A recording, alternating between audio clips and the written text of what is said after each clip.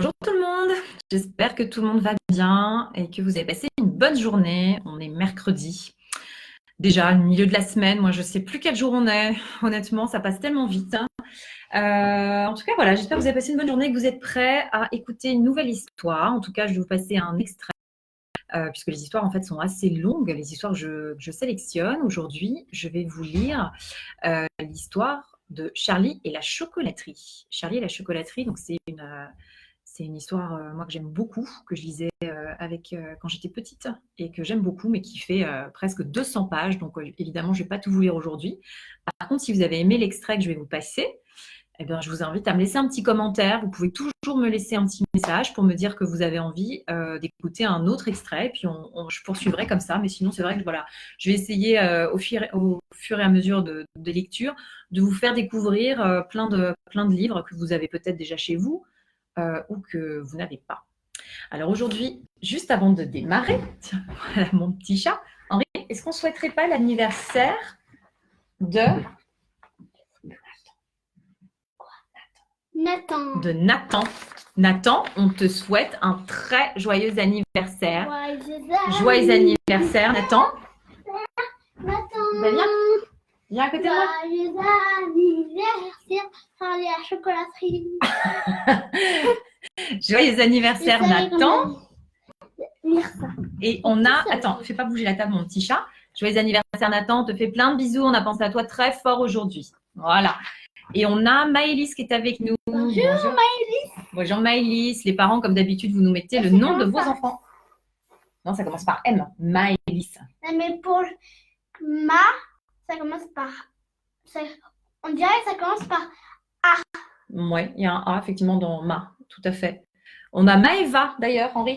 On a Maëva, Romane et Agathe. Bonjour Maëva. Bonjour tout le monde. Bonjour, bonjour. Eh mon petit foufou, tu viens avec moi? Comment est-ce que vous allez les enfants aujourd'hui? Vous êtes foufou aussi comme Henri? Voilà, c'est... Et on a tes cousines qui sont là. Comment elles s'appellent? Tu leur dis bonjour? Bonjour Camille, bonjour Manon. Bonjour les filles, on est ravis de vous avoir. Tu vas te faire mal mon chat. Est-ce que tu connais l'histoire de Charlie et la chocolaterie? Oui, il n'y a qu'un film. Il y a un film, viens. Est-ce que tu peux raconter un petit peu aux enfants avant qu'on lise l'histoire, de quoi il s'agit? Charlie, en fait, c'est un petit garçon. Et qu'est-ce qui lui arrive? Il va aller dans la chocolaterie. Oui. Il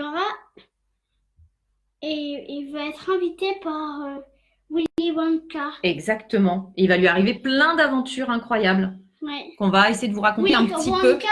C'est celui qui travaille dans l'usine. Oui, tout à fait. C'est le patron de l'usine, Willy Wonka. C'est celui qui a imaginé l'usine. Alors, on a aussi Nathan, Chloé. Bonjour, bonjour. Avant, il avait une confiserie et après là, il a une usine. Avant, il avait une confiserie. Maintenant, il a une usine. Ça, c'est vrai. On a Nathan, Chloé. Bonjour. On a Chiara. Bonjour. Nous aussi, on est heureuses. On a bonjour Fatima. Bonjour Lily. On a... Oh, merci pour son anniversaire. Trop mignon. Merci à tous ceux qui ont participé à son anniversaire. On a Orianka.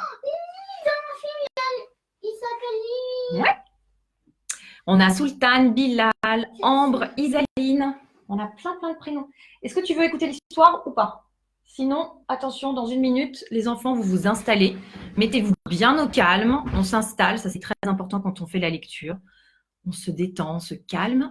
Et je vais commencer à vous lire une partie, le début de l'histoire de Charlie et la chocolaterie. Alors, c'est parti. On y va. Chapitre 1. Ce vieux monsieur et cette vieille dame sont les parents de monsieur Bucket. Ils s'appellent grand-papa Joe et grand-maman Joséphine. Et voici deux autres vieux, le père et la mère de madame Bucket. Ils s'appellent grand-papa George et grand-maman Georgina. Voici madame Bucket, voici monsieur Bucket. Monsieur, madame Bucket ont un petit garçon qui s'appelle Charlie Bucket. Voici Charlie. Bonjour. Bonjour Charlie. Bonjour, bonjour et rebonjour. Eh bien oui, toute cette famille, cette gentille famille, les 6 grandes personnes, est-ce que vous avez bien compté? Et le petit Charlie Bucket vivaient réunis dans une petite maison de bois Oui. en bordure d'une grande ville. Oui, en plus, Charlie, je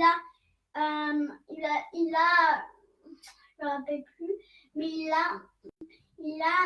en gros, il a sa chambre. Tout à fait. Et les parents, ils dorment. Ben, Ils mangent on sur va- la table. Henri, je vais le raconter. D'accord? Tu fais comme les autres enfants, tu te mets sur le lit et chut. Donc, la maison était beaucoup trop petite pour abriter tant de monde. Vous vous rappelez, 6 adultes et un enfant. Et la vie y était tout sauf confortable. 2 pièces seulement et un seul lit. Ce lit était occupé par les 4 grands-parents, si vieux et si fatigués qu'ils n'en sortaient jamais. D'un côté, grand-papa Joe et grand-maman Joséphine, et de l'autre, grand-papa Georges et grand-maman Georgina. Quant à Charlie Bucket et à ses parents, monsieur et madame Bucket, ils dormaient dans l'autre pièce, par terre sur des matelas. En été, ce n'était pas bien grave, mais en hiver, des courants d'air glacés balayaient le sol toute la nuit. Et cela, c'était effrayant. Pas question d'acheter une maison plus confortable, ni même un autre lit. Ils étaient bien trop pauvres pour cela. Monsieur Bucket était le seul dans cette famille à avoir un emploi. Il travaillait dans une fabrique de pâtes de dentifrice. Assis sur un banc, il passait ses journées à visser les petits capuchons sur les tubes de dentifrice. Mais un visseur de capuchons sur tube de dentifrice est toujours très mal payé. Et le pauvre monsieur Bucket avait beau travailler très dur et visser ses capuchons à toute vitesse, il ne parvenait jamais à gagner assez pour acheter seulement la moitié de ce qui aurait été indispensable à une si nombreuse famille. Pas même assez pour nourrir convenablement tout ce petit monde. Rien que du pain et de la margarine pour le petit déjeuner, des pommes de terre bouillies et des choux pour le déjeuner, et de la soupe aux choux pour le repas du soir. Le dimanche, ils mangeaient un peu mieux. C'est pourquoi ils attendaient toujours le dimanche avec impatience. Car ce jour, bien que le menu fût exactement le même, chacun avait droit à une seconde portion. Bien sûr, les Bucket ne mouraient pas de faim, mais tous, les 2 vieux grands-pères, les 2 vieilles grand-mères, le père de Charlie, la mère de Charlie et surtout le petit Charlie lui-même, allaient et venaient du matin au soir avec un sentiment de creux terrible dans la région de l'estomac. C'est-à-dire qu'ils ont très faim. Et c'est très bien de faire les dentifrices. De travailler dans l'usine de dentifrice? Oui, c'est vrai. Parce que comme ça, on aura plus de dentifrice et si on en a plus et que nous aussi on en a plus, comment on peut pas se nettoyer la brosse à dents avec son dentifrice, ça va pas tuer les petites bêtes. D'accord. Ça va se carrer. Ça, c'est vrai. Allez, on continue l'histoire? Merci, mon chat. Et c'est Charlie qui le ressentait plus fort que tous les autres. Ses parents avaient beau se priver souvent de déjeuner ou de dîner pour lui abandonner leur part, c'était toujours insuffisant pour un petit garçon en pleine croissance. Il réclamait désespérément quelque chose de plus nourrissant, de plus réjouissant que des choux et de la soupe aux choux. Mais ce qu'il désirait par-dessus tout, c'était du chocolat. En allant à l'école le matin, Charlie pouvait voir les grandes tablettes de chocolat empilées dans les vitrines. Alors il s'arrêtait, les yeux écarquillés, le nez collé à la vitre, la bouche pleine de salive. Et plusieurs fois par jour, il pouvait voir les autres enfants tirer de leur poche des bâtons de chocolat pour les croquer goulûment, ce qui naturellement était pour lui une véritable torture. Une fois par an seulement, le jour de son anniversaire, Charlie Bucket avait droit à un peu de chocolat. Toute la famille faisait des économies en prévision de cette fête exceptionnelle.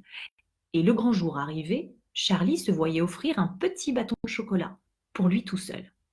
Et à chaque fois, en ce merveilleux matin d'anniversaire, il plaçait le bâton avec soin dans une petite caisse en bois pour le conserver précieusement comme une barre en or massif. Puis, pendant quelques jours, il se contentait de le regarder sans même oser y toucher. Et puis enfin, quand il n'en pouvait plus, il retirait un tout petit bout de papier du coin, découvrant un tout petit bout de chocolat. Et puis il prenait ce petit bout, juste de quoi grignoter, pour le laisser fondre doucement sur sa langue. Le lendemain, il croquait un autre petit bout, et ainsi de suite, et ainsi de suite. Et c'est ainsi que Charlie faisait durer plus d'1 mois le précieux cadeau d'anniversaire qu'était ce petit bâton de chocolat à 2 sous. Mais je ne vous ai pas encore dit ce qui torturait plus que toute autre chose l'amateur de chocolat qu'était le petit Charlie. Et cette torture-là était bien pire que la vue des tablettes de chocolat dans les vitrines ou le spectacle des enfants qui croquaient leur confiserie sous son nez. Vous n'imaginerez pas de plus monstrueux supplice. Dans la même ville, bien visible depuis la maison où habitait Charlie, se trouvait une énorme chocolaterie. Imaginez un peu. Et ce n'était même pas une chocolaterie ordinaire. C'était la plus importante et la plus célèbre du monde entier. C'était la chocolaterie Wonka, propriété d'un monsieur nommé Willy Wonka, le plus grand inventeur et fabricant de chocolat de tous les temps. Et quel endroit merveilleux, fantastique! De grandes portes en fer, un haut mur circulaire, des cheminées crachant des paquets de fumée, d'étranges sifflements venant du fond du bâtiment. Et dehors, tout autour du mur, dans un secteur de près d'1 kilomètre, l'air embaumait d'un riche et capiteux parfum de chocolat fondant. Les enfants. J'adore quand j'ai mangé du chocolat. Depuis, j'en ai mangé 2. Maman m'a dit oui. Et pour moi, j'en ai mangé. 2 fois par jour sur le chemin de l'école, puis au retour, le petit Charlie Bucket passait devant les portes de la chocolaterie. Et chaque fois, il se mettait à marcher très très lentement, le nez en l'air pour mieux respirer cette délicieuse odeur de chocolat qui flottait autour de lui. Oh, comme il aimait cette odeur! Et comme il rêvait de faire un tour à l'intérieur de la chocolaterie pour voir à quoi elle ressemblait. Le soir, après avoir mangé sa soupe aux choux, noyée d'eau, Charlie allait toujours dans la chambre de ses 4 grands-parents pour écouter leurs histoires et pour leur souhaiter une bonne nuit. Chacun d'eux avait plus de 90 ans. Ils étaient fripés comme des pruneaux secs, ossus comme des squelettes, et toute la journée jusqu'à l'apparition de Charlie, ils se pelotonnaient dans leur lit, 2 de chaque côté, coiffés de bonnets de nuit qui leur tenaient chaud, passant le temps à ne rien faire. Dès qu'ils entendaient la porte s'ouvrir, puis la voix du petit Charlie qui disait « Bonsoir grand-papa Joe et grand-maman Joséphine. Bonsoir grand-papa Georges et grand-maman Georgina. » Tous les 4 se dressaient dans leur lit. Leurs vieilles figures ridées lui souriaient, illuminées de plaisir. Et ils commençaient à lui raconter des histoires, car ils aimaient beaucoup le petit garçon. Il était leur seule joie et toute la journée, ils attendaient impatiemment l'heure de sa visite. Souvent, ses parents l'accompagnaient et debout dans l'encadrement de la porte, ils écoutaient les histoires des grands-parents. Ainsi, chaque soir, pendant une demi-heure environ, la chambre devenait un endroit joyeux et toute la famille oubliait la faim et la misère. Un soir, en venant voir ses grands-parents, Charlie leur dit « Est-il bien vrai que la chocolaterie Wonka est la plus grande du monde ?»« Si c'est vrai, s'écrièrent-ils en chœur. Mais bien sûr que c'est vrai. Bonté divine, tu ne le savais donc pas? Elle est à peu près 50 fois plus grande que toutes les autres. Et monsieur Willy Wonka est-il vraiment le plus habile de tous les fabricants de chocolat? Mais mon garçon, dit grand-papa Joe en se soulevant sur son oreiller, monsieur Willy Wonka est le chocolatier le plus fascinant, le plus fantastique, le plus extraordinaire que le monde ait jamais vu. Je croyais que tout le monde savait cela. Moi, je savais qu'il était célèbre, grand-papa Joe, et je savais aussi qu'il était très habile. Habile, s'écria le vieil homme, mais il est beaucoup plus que ça. C'est un magicien du chocolat. Il sait tout faire, tout ce qu'il veut. Pas vrai, mes amis? Et les 3 autres vieux se mirent à branler doucement la tête et ils dirent « C'est absolument vrai, rien n'est plus vrai. » Et grand-papa Joe dit Tu veux dire que je ne t'ai jamais parlé de monsieur Willy Wonka et de sa chocolaterie?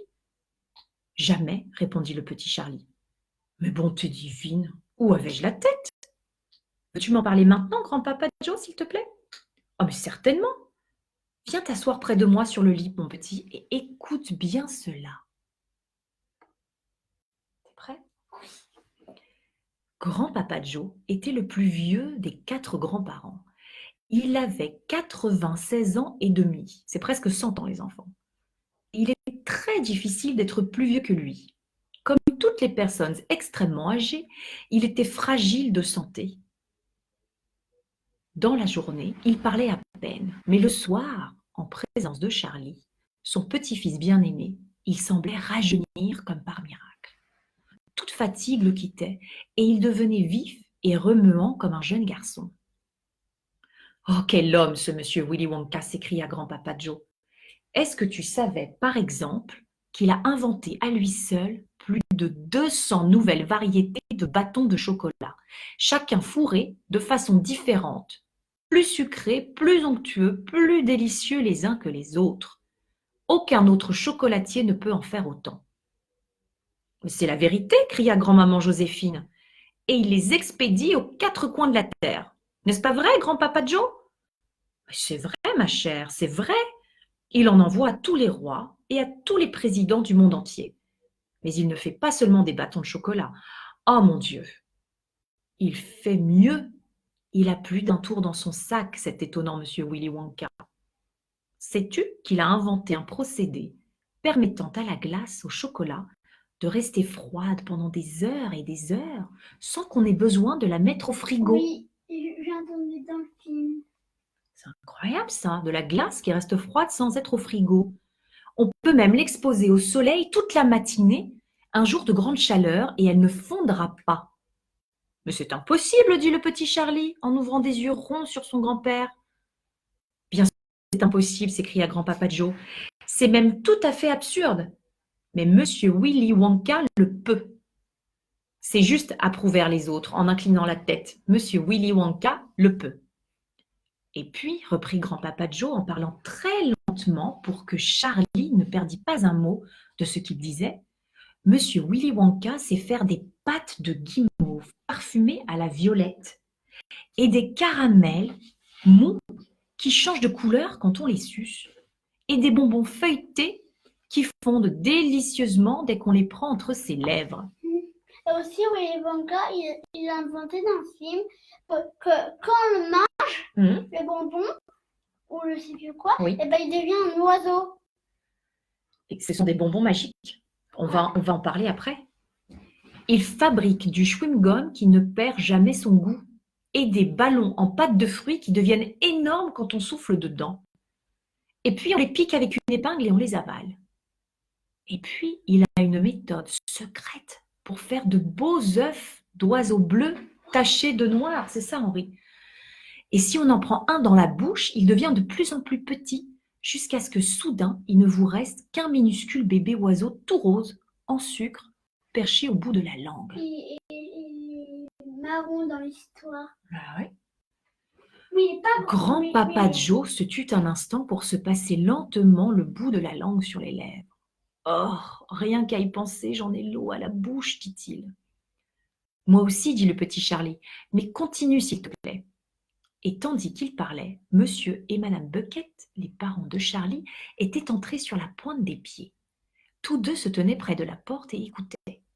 « Raconte à Charlie l'histoire de ce prince indien fou, dit grand-maman Joséphine. Il l'aimera bien. »« Tu veux parler du prince Pondichéry, dit grand-papa Joe. » Et puis il éclata de rire.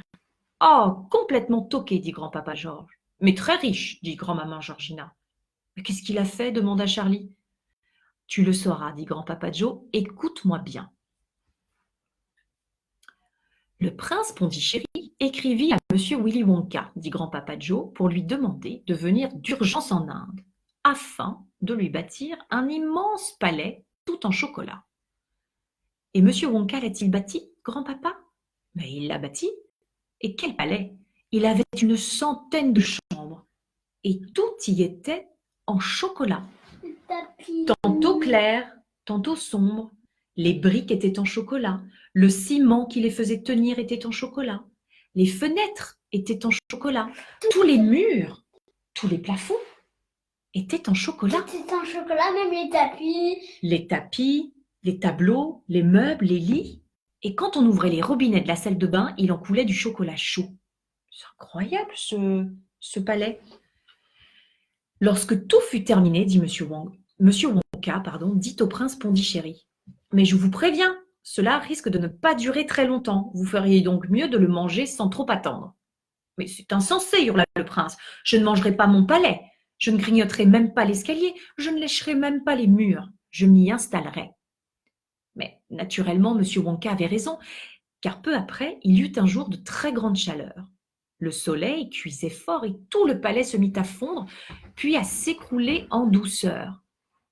Et ce fou de prince qui somnolait dans sa salle de séjour se réveilla au milieu d'un grand lac brun et onctueux, un lac de chocolat. Ah bah, ça... C'est Willy Wonka qui avait raison. C'est Willy Wonka qui avait raison, tout à fait. Ah oui. Assis bien tranquille sur le bord du lit, le petit Charlie avait les yeux fixés sur son grand-père. Son visage était tout illuminé et ses yeux si grands ouverts qu'on pouvait en voir tout le blanc tout autour.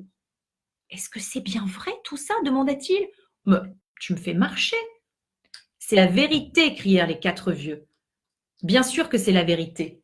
Demande à qui tu voudras. » « Et ce n'est pas tout, dit grand-papa Joe. Il se pencha plus près de Charlie et baissa la voix pour chuchoter confidentiellement. « Personne n'en sort jamais. »« Mais d'où ?» demanda Charlie.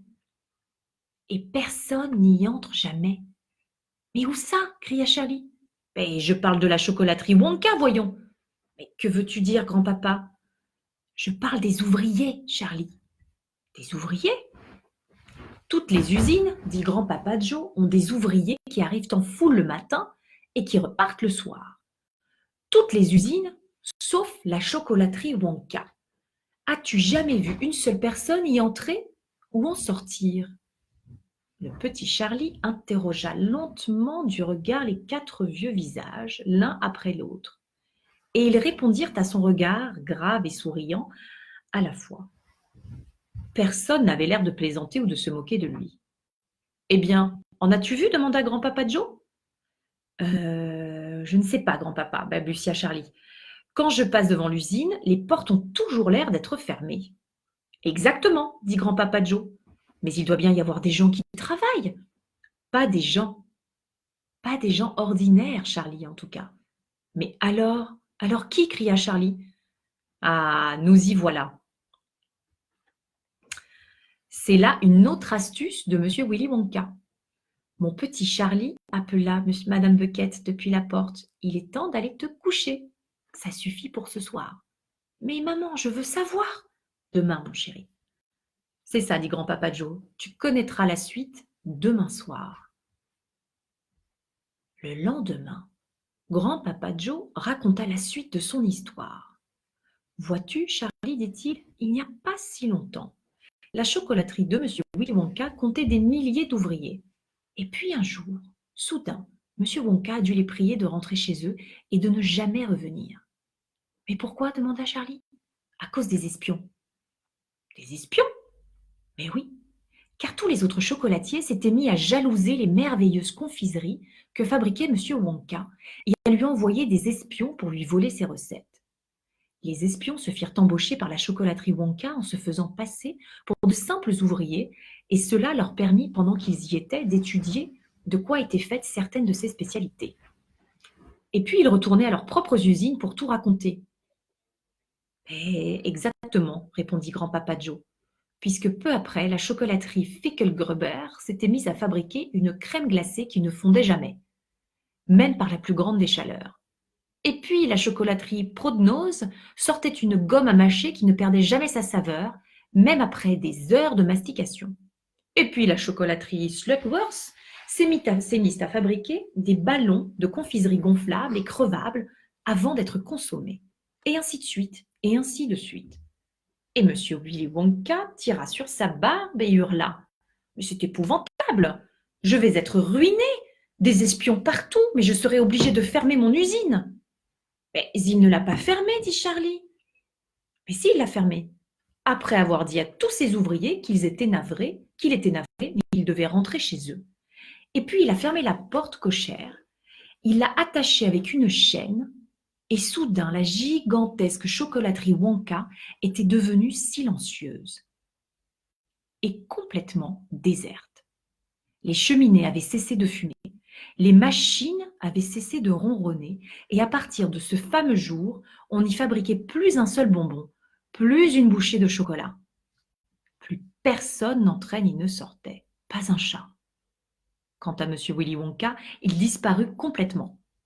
Des mois et des mois passèrent, poursuivit grand-papa Joe, mais la chocolaterie était toujours fermée. Et tout le monde disait « Oh, pauvre M. Wonka, il était si gentil et il faisait de si merveilleuses sucreries. Le voilà ruiné, tout est fini. » Et puis il arriva quelque chose d'étonnant. Qu'est-ce qu'il arriva, Henri? Un jour, de bon matin, on voyait 5 panaches de fumée blanche sortir des grandes cheminées de la chocolaterie. Les passants s'arrêtaient en écarquillant les yeux. « Mais que se passe-t-il » s'écrièrent les gens. « Quelqu'un a allumé les fourneaux ?» Monsieur Wonka dut rouvrir son usine. Ils coururent aux portes, s'attendant à les trouver grandes ouvertes et à y voir Monsieur Wonka en train de souhaiter la bienvenue à ses anciens ouvriers. Mais non, les grandes portes étaient cadenassées plus hermétiquement que jamais, et M. Wonka, lui, demeurait invisible. « Mais la chocolaterie fonctionne !» crièrent les gens. « Écoutez les machines, elles bourdonnent de nouveau, et on sent partout cette odeur de chocolat fondu. » Grand-papa Joe se pencha en avant et posa un long doigt décharné sur le genou de Charlie. Et puis il lui dit à voix basse: « Mais ce qu'il y avait de plus mystérieux, Charlie, c'étaient les ombres qu'on apercevait par les fenêtres de l'usine, car les gens qui marchaient dans la rue pouvaient voir de petites ombres noires qui se déplaçaient derrière les vitres dépolies. »« Et les ombres de qui ?» demanda vivement Charlie. « C'est exactement ce que tout le monde voulait savoir. L'usine est pleine d'ouvriers, criaient les gens, mais pourtant personne n'est entré. Et les portes sont verrouillées, c'est insensé. Et personne ne sort jamais. » Mais ce qui ne faisait plus de doute, dit grand-papa Joe, c'est que la chocolaterie fonctionnait. Et pendant les 10 dernières années, elle ne devait plus s'arrêter. Et qui plus est, ces chocolats et ces bonbons étaient encore plus fantastiques, encore plus délicieux qu'avant. Et naturellement, quand M. Wonka invente maintenant une nouvelle et merveilleuse variété de confiserie, ni M. Fickelgruber, ni M. Prodnose, ni M. Slugworth, ni qui que ce soit n'arrive à la copier. Leurs espions ne peuvent plus pénétrer dans l'usine pour s'emparer de la recette. « Mais qui, grand-papa » s'écria Charlie. « Qui est-ce qui travaille maintenant pour M. Wonka ?»« Mais on n'en sait rien, Charlie. »« Mais c'est absurde. Personne n'a donc essayé de le demander à M. Wonka. Mais plus personne ne le voit. Il ne sort jamais. Seuls les chocolats et les bonbons sortent de cette usine et ils en sortent par une trappe spéciale, emballée et libellée, et des camions postaux viennent les chercher tous les jours. »« Mais grand-papa, qu'est-ce que c'est que ces gens qui travaillent là-dedans ?»« Mais mon garçon, dit grand-papa Joe, c'est là un des plus grands mystères du monde chocolatier. Quant à nous autres, nous n'en savons qu'une seule chose. Ils sont très petits.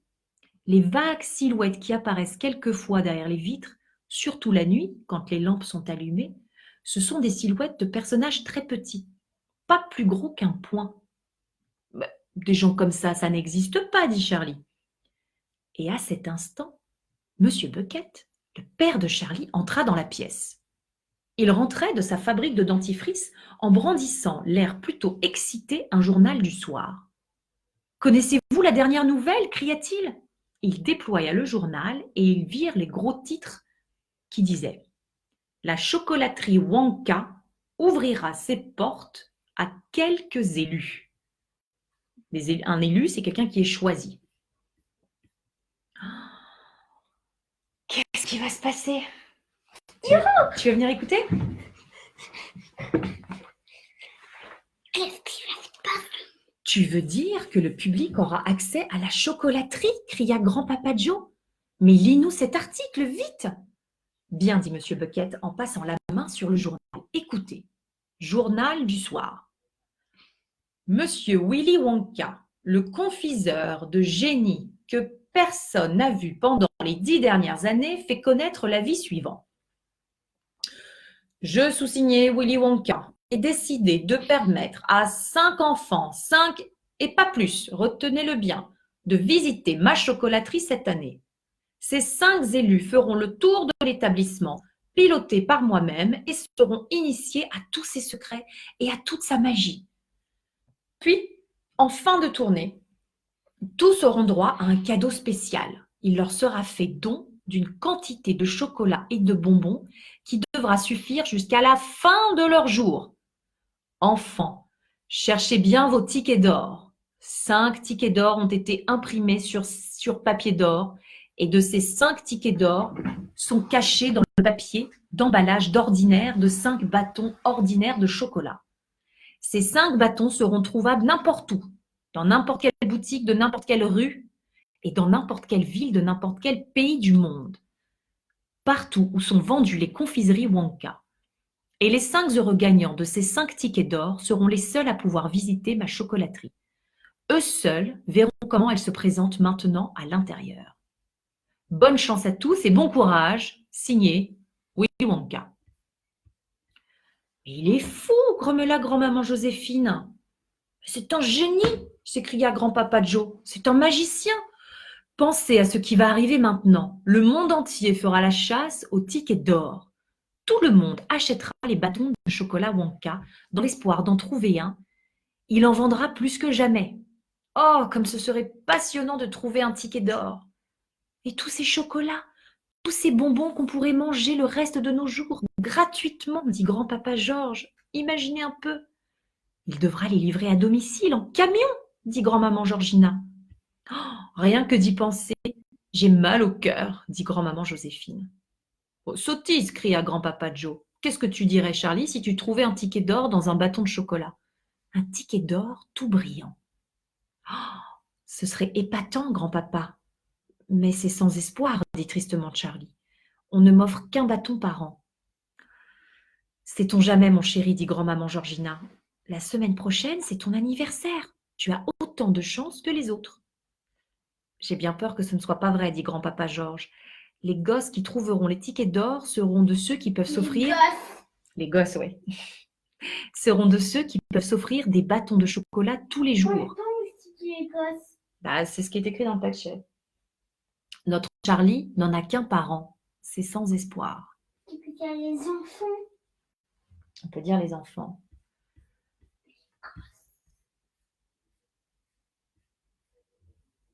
Et donc la suite, les enfants, je pourrais vous la lire demain ou après-demain. Demain. Bah, je crois que demain, on a quelqu'un d'autre qui vient nous lire une histoire superbe. Donc, je lirai la suite. Si vous avez aimé cette histoire, on pourra continuer à lire Charlie et la chocolaterie. Je pense que je vais continuer à lire cette histoire sur plusieurs jours parce que moi, j'adore cette histoire. Sauf si vous avez des suggestions. Et ça, vous pouvez toujours nous les envoyer.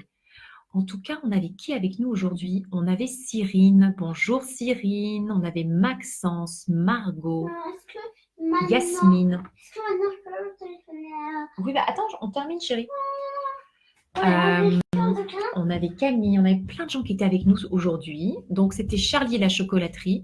On recommence l'histoire après-demain, je crois. Demain, c'est une autre histoire qui sera lue par une autre personne que je vais vous annoncer comme d'habitude. Je vous souhaite une très belle fin de journée. Je vous embrasse.